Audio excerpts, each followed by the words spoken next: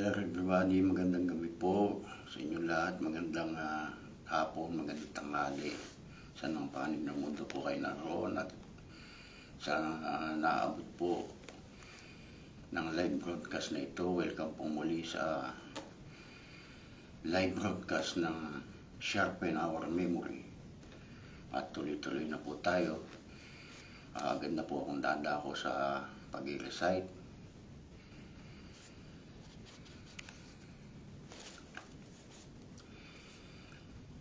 Roma, Kapitulo 4. Ano nga ang ating sasabihin na nasumpungan ni Abraham na ating magulang?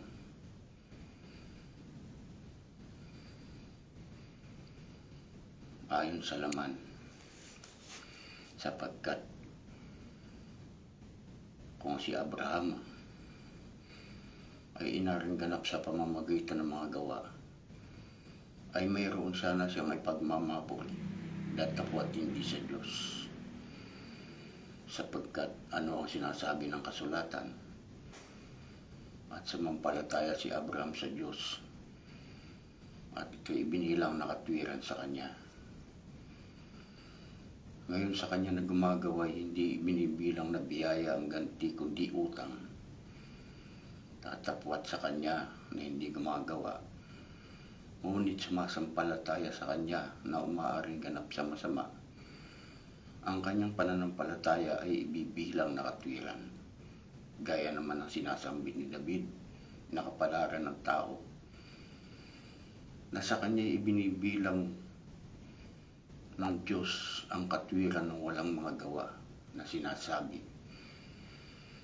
mapapalad yaong ang kanilang mga pagsalansam ay ipinatawad, at ang kanilang mga kasalanan ay nangatakpan. Mapalad ang tao na sa kanya hindi ibibilang ng Panginoon ang kasalanan. Sinambit nga baga ang kapalaran ito tungkol sa pagtutuli, o tungkol din naman sa hindi pagtutuli? Sapagkat sinasabi natin kay Abraham ay ibinilang na katwiran ng kanyang pananampalataya. Paano nga ito'y ibinilang? Nang siya bagay na sa pagtutuli o sa di pagtutuli? Hindi sa pagtutuli, kundi sa di pagtutuli. At tinanggap niya ang tanda ng pagtutuli na isang tatak ng katwiran ng pananampalataya na nasa kanya, samantalang siya ay nasa di pagtutuli, upang siya'y maging ama ng lahat ng mga nagsisisampalataya, bagaman sila ay nasa di pagtutuli, upang ang katwiran ay maibilang sa kanila. At ang ama ng pagtutuli nila, na hindi lamang sa pagtutuli, kundi pati naman sa mga nagsisilakad sa mga bakas niyang pananampalataya ng ating amang si Abraham, na nasa kanya nang siya'y nasa di pagtutuli. Sapagkat hindi sa pamamagitan ng kautusan ginawa ang pangako kay Abraham o sa kanyang binhi na siyang magmamana sa libutan, kundi sa pamamagitan ng katwiran ng pananampalataya. Sapagkat kung silang mga nasa kautusan ng siyang mga tagapagmana, ay walang kabuluhan ang pananampalataya at nawawalang kabuluhan ng pangako. Sapagkat ang kautusan ay gumagawa ng galit, datapat kung saan walang kautusan ay wala ring pagsalansam. Dahil dito'y sa pananampalataya, upang maging ayon sa biyaya, upang ang pangako ay lumagi sa lahat ng binhi, hindi lamang sa mga nasa kautusan, kundi pati naman sa nasa pananampalataya ni Abraham na ama nating lahat, gaya ng nasusulat, ginawa kitang ama ng maraming mga bansa. Sa harapan niya ang kanyang pinanampalatayanan. Sa makatwid ay ang Diyos na nagbibigay ng buhay sa mga patay at tumatawag sa mga bagay na hindi pahayag na tila hayag na. Siya na sumampalataya na nasa pag-asa laban sa pag-asa upang maging ama ng maraming bansa ayon sa sabi, magiging gayon ang iyong binhi.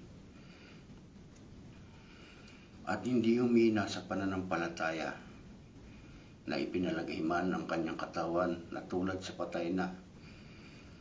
Gayon siya may mga 100 taon na at ang pagkabaog ng bahay bata ni Sarah. Kundi sa pagtingin niya sa pangako ng Diyos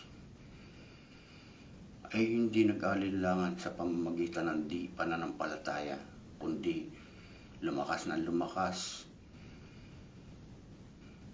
sa pamamagitan ng pananampalataya na niluluwalhati ang Diyos. At lubos na nalig na ang Diyos na nangako ay may kapangyarihang makagawa noon. Dahil dito'y binilang naman nakatwiran sa Kanya.